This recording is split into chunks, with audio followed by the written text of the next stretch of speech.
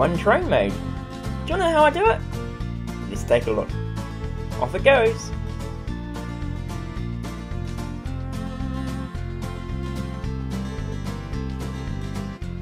Hey! How's it going? And welcome back to a series about Rails and Open Computers. So, in the last episode, we worked on the management of the number of engines that we have on the track, and it will automatically increase or decrease based on how many we say we need. But of course, at the moment, they're just engines. So in this episode, we're going to build some trains. So, let's get started. Okay, so what we're going to do first is, because this little piece of track here is going to require a shunting engine, and I don't want to have to keep it full of charcoal, I've decided I'm going to use electric track. Now, there is one small problem with electric track in the 1.10 version of Minecraft at the moment. For some reason, the feeder unit isn't available. However, we can still do it, just have to be a bit cheaty. So what we'll do though is we're going to run a quick little track along here. So this is our electric track, and you can tell it's electric, but the fact it makes a funny electrical sound on a regular basis. We also, in order to give it power, we have to put in a wire support frame, which is one of these guys, put a bit of shunting wire into it, and you can see it has a little electrical symbol, and you can see in here, let's just take that out for a second, we'll stick that in there, and without the shunting wire it doesn't have that. With the shunting wire you can see it adds the electrical symbol, and you can see the shunting wire there, and we can transport the electrics around using the shunting wire like this. So if you've got a piece of track that's got a break, or you've got some form of non-conducting piece of track which doesn't send it through, you can run two of these, one underneath the track. So we'll just place, of course we need to place that on top, and now this track will be charged. What we'll also have to do is place down an admin feeder unit. Now, there are feeder units for industrial craft, so if you're using industrial craft, you can use that. But for some reason, as I said, there's no RF one. Not exactly helpful. So we'll place this down here. It does require a redstone signal, so we'll give one of those, and there we go. We now have a fully charged track. We can see that if we go into here, we'll quickly grab an engine, electric locomotive, put it on there, and there you go. We have 100% power. Cool. Now, why have I put down track like this, you may ask? Well, I thought we'd play around with the couplers, because if you haven't used the coupling tracks before, they are something I have only actually seen one other person use in a YouTube video, but that is going to be most of the power of what we're going to do in this episode. So what we do is we put down our coupling track, like that. And of course, it doesn't matter what type of track you have anymore, you just put down your kit. It comes in by default, it starts in coupling mode. You can also do decoupling mode, so that will disconnect carts. And auto coupling mode, which is what we're going to use for most of this track. With auto coupling mode, if an engine runs into a cart, it joins them together automatically, which is quite helpful. So what we'll do is just make a little more track. Now normally, of course, if you're in survival, you would not stand on this rail. I'm in creative, so it doesn't electrocute me, but yeah, you don't stand on it, it's bad. Let's just add a throttle track in there to reverse it, and we'll stick one of those on there, and we'll do the same over here to put it into normal mode. A single, give it a redstone signal, and then if we put our engine back on here, send that on its way just slowly, should get to the end there, and reverse, yes it does, cool. So when it goes over this, by default it's not activated like most tracks in Railcraft. We go to redstone signal and do that. Now, when it runs over it, it'll automatically connect to anything else. So if we go into here and we'll grab ourselves a cart, which is one here, and we'll stick it here. you'll notice that it picks it up, and now it'll go back and forward, although I should have put a track at the end there. It'll go forward, and it's now connected. Isn't that cool? We're going to decoupling mode. What will happen now, of course, is it will drive over it and disconnect. And we'll see that when it goes back over now, doesn't have the normal gap, and when it gets over here, it won't pick it off at the end of the track because it's not pulling it along. So that's the basics of what we're going to be doing in this episode. So let me set up some track and get some other stuff working, and I'll be back in a moment. Okay, so put that down there, put it into boarding mode so it gives them a push. Okay. So as you can see, I've got the rail down. We have to do something here, and I'll get to what that is in a second. But as you can see, what will happen is, this needs to be connected up, but the trains will come down here. They'll head down this way. They'll follow this track around here into this reversing track. Now the reason why we wanted the trains to reverse, of course, is because we want to put the carts on the back of the train. So if it's reversing down this hill, it'll get to this track here, reverse, and it will sit on this locking track until we're ready for it to go. Once it has finished, it will then reverse back, so we'll let this go. It'll then reverse back onto the forward track, and it will go forward off in this direction, and I'll connect it up shortly. And this whole piece here is for storing, or for the actual trains to be built. You can see here we have a decoupling track, and decoupling track? No, that's not right. Nope, it shouldn't be a decoupling track. Why have I got that there? I don't know. We need to actually put a decoupling track here. And we set it into decouple mode. This should be an auto one. Auto coupling, there we go. Oh, Mr. Pig. What are you doing in here? Sorry, there's no way out. No, there's just no way out. I'm sorry.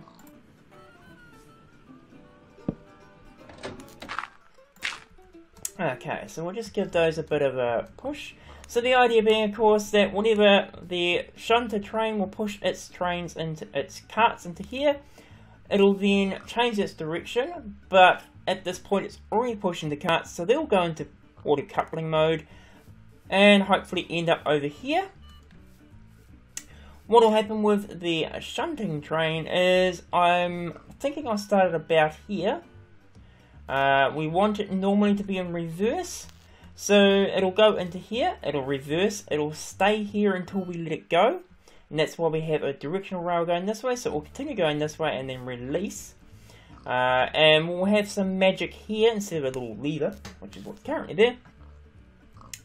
That it'll reverse back this way, all the way into our rail, which is here. It'll pick one of these tracks, depending on what it needs to do.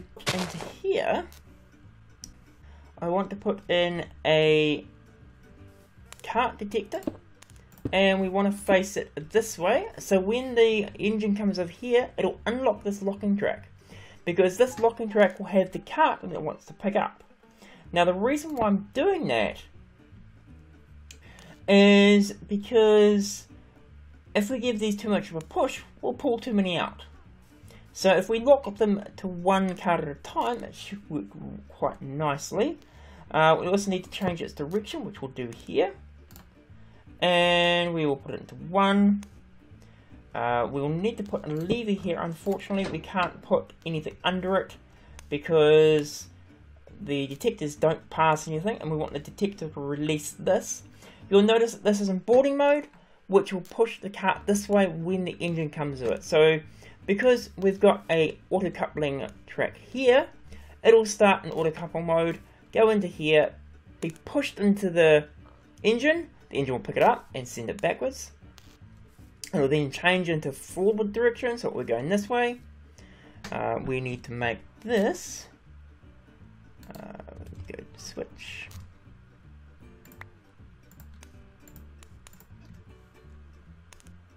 This guy we'll go this way, so we'll forward this way, go all the way around here, and you can see I've got one of these types of tracks. So if you haven't made one of those before, they're just, that's your normal track, that's these tracks here. Click it again, it'll turn into a Y track, click it again, and it turns into a square crossover track. So straight ahead, head into here, this one will face it this way, which is onto another reversing track. It'll reverse all the way back to here, till it gets to this track. Once again, it'll trigger this guy to turn. At this point, of course, we've got the cart behind us. We push it into here, and we're back into our decoupling track. Push it onto here, which turns it auto couple mode, and it should go over to here. Now, in theory, that should work, so let's just give this a test. So we'll put that down there, and put it on just a slow run, because it's a shunting train. We don't want to do a lot of stuff. We'll just release it, and of course it went the wrong way, because that's just what Railcraft does. But as you can see, it pushes it that way. It'll then wait for the track to be released. We'll send it on its way.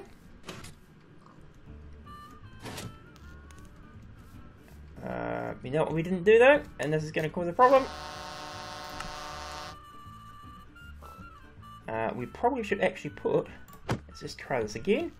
Let's put our cart protector in here with a track on top, and throttle track set to forward, and of course put lever there to trigger it, and let's grab ourselves a cart just to give this a proper test. Stick that there, and I'll do those in a second. That shouldn't come back into there, so it's all good. I think that's another go. Onto there, like that. So that's way, should go back. Of course, there's no levers here yet, so it should just go all the way back. Collect this cart at the end here. There you go, it's pulled the cart. I'm just going to go dump a engine over here.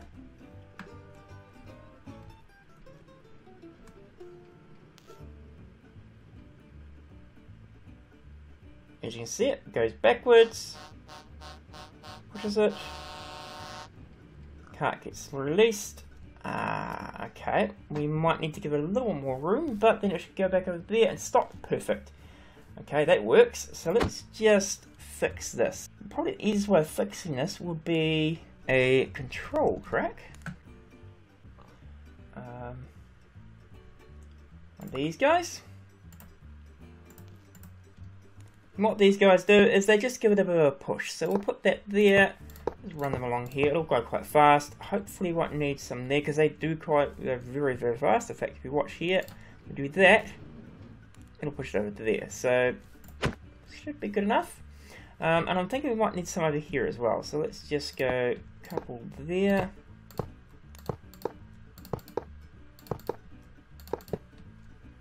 Just so that anything that's sitting here will get pushed forward. Now this is just for building our carts. So I have to keep these manually stocked. So let's just put a couple more carts in here. And you can see they'll stop there. Like that, perfect. And we'll try this guy again.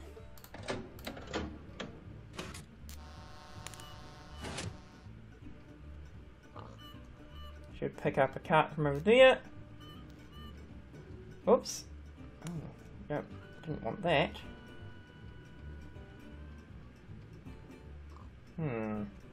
Okay. Find a solution to that as well, I suppose. We could put a control track here for now, maybe? Oh!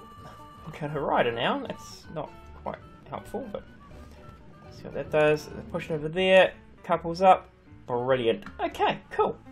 So what I'm going to do now is I am going to just finish off this little bit here and get the computer working and put some code in it that does pretty much the same thing, and we're back in a moment. Okay, so here we go. Picks up one cart. It's looking good so far. It's actually chosen T1. Which is, if we look in the test here, it's T1. So you can see I've got T1, T2, T3, T4, T5, one golden ticket for each track. And we're using the same idea or same concept as we have for choosing the tracks up there. It should now pick up the second cart from there. Perfect.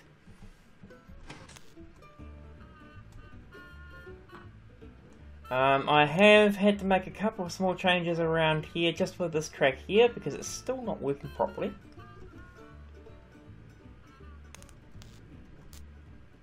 That works as well, awesome.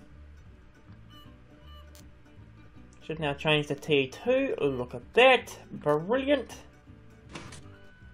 I should take it into the second one. Yeah, it kind of works. I'm going to have to work at a better option there because it really shouldn't sit and go between the two there. But when this guy comes around here, it should now release it. Perfect. When it gets back to the stopping point, off it goes. Cool. I like it. Okay, well, that's it does the basic work. Currently though, the code doesn't really... We're using, as I said, transposers. We need to know the slot of the train, pretty much the same as the other code for using the transposer. A little bit debugging for myself. At the moment, we're just basically adding a cart of 1, 1, 2. And of course, that determines which slot it's taking this out of.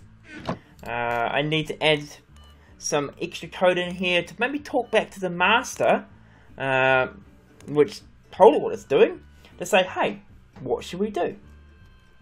Probably the most important thing here, of course, is that we are doing steps. So for every step, for every time we go around, we increase by 1, and then the slot that we're actually inserting down here, a slot underscore chest, is the cart's step. So if we've got 3 carts, then it will loop. When it's to 3, it'll break out and finish itself off. And the very last thing, of course, it does is release the train. So that's pretty cool, and it works quite well. I do need to add some more code in, as I said, to talk to the master, maybe have some logic to be able to work out where carts are, but more reliably than just going 1, 2, 3. And probably fix up this mess here because it's not working the way I want it to. So what I'll do is I'm going to go do that, and I'll be back in a moment. Okay, so picking up a Christmas line train. Should grab a chest followed by a minecart. And then a wood train, or wood cart. You can see, of course, I have made some changes, and I'll cover those off in a moment. Let's just make sure this actually works the way it should be. So there's the minecart being picked up. So that's looking much better.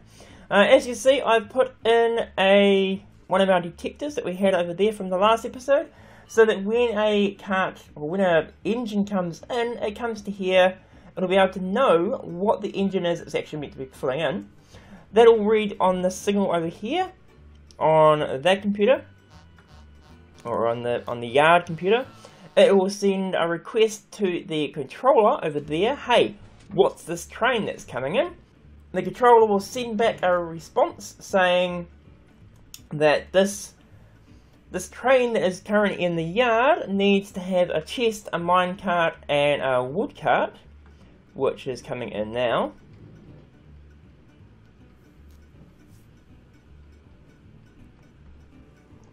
The shunter will then pick up the carts it needs, and make up the train like it should.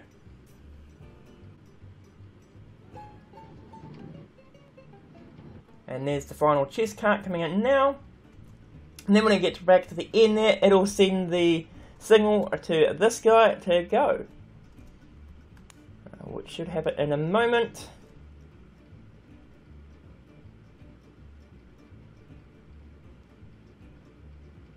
Look at that, perfect.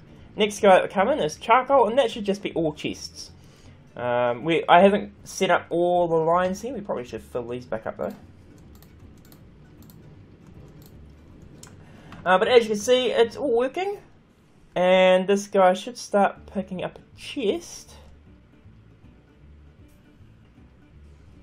And you'll see that this, by the time it gets to here, the shunter is normally on its way picking things up, because it is quite a long stretch here to pick things up. So the faster it can get moving, the better. Over here, as you can see, we've had a few changes. Firstly, at the moment, these are all static and hard-coded into the code. Well, semi-hard-coded into the code. I do plan on making them a bit more dynamic, but we'll get to that in a future episode. You can see there's this little birchwood enclosure thing here. First thing I've done was I moved it. There's a second chest going in. I moved the lever. What should actually be there? I moved the levers around here, so they're actually on top, because it just made it look a little nicer for what I need to do. But you can see at the back here, there's a cart detect any, and what that is doing is when you give a control track a redstone signal, it'll reverse the direction it's going in. And you've probably noticed that every now and then, or when the shunter picks up another train, and we're going to have a problem here.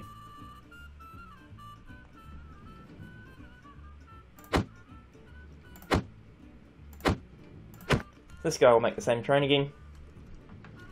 What will happen, of course, is the shunter will pick up a cart from over here. Probably picking up a chest cart of it. There you go. So you can see that they all change direction for a moment, so they all put into here. And then once there is a cart sitting here, which is what that detector is doing, it places a redstone signal into this block, which then powers the control tracks all the way back so that all the carts go back. And that's the main way I am ensuring that we don't have them going everywhere. Although it still has caused me a problem, because you can see what control tracks here as well, ensuring that everything goes back. I think I've solved most of it with the final change, which is down here. Originally we had the cart detectors facing directly into this block, and that was fine. If there was a cart on it, it would send a signal. The problem is the cart would take a while, or the engine would take a while, and the cart would take a while, and then what would happen is 3 or 4 of them would all enter onto the track, which they shouldn't do. So what I've done is, as you can see here, I have the detector is now facing into this block. We then have a repeater to take the signal out of this, goes around on here into a pulse former, which takes any signal. So if the cart sits on top of it, it'll only get a very split-second pulse, and then that sends it up into the locking track, which is here. So hopefully only one cart will ever leave at any one time. And that's the same the whole way down. The only thing I'm doing is alternating colours so that they don't touch. But that seems to work much better than what we've had. But as you can see, it's now making up its trains. It's doing everything it needs to do. Okay, so that gives us some trains for our tracks. I wouldn't have thought having the storage sidings would be so complicated for this episode compared to the rest of it. But hey, we got it, and in the next episode we'll probably look at doing the decoupling and the storing of the returning to depot trains. But I think for now, this is going to end the episode. If you're interested in how the code works, or want to have a copy yourself, don't forget to look at the description, because there'll be a link to the GitHub page where all this code is stored. If you like cool things with trains, and open computers, and all that stuff, don't forget to hit that subscribe button. Other questions, comments, suggestions, or just want to say hi, leave a comment down below. But otherwise, have a great day, and see ya!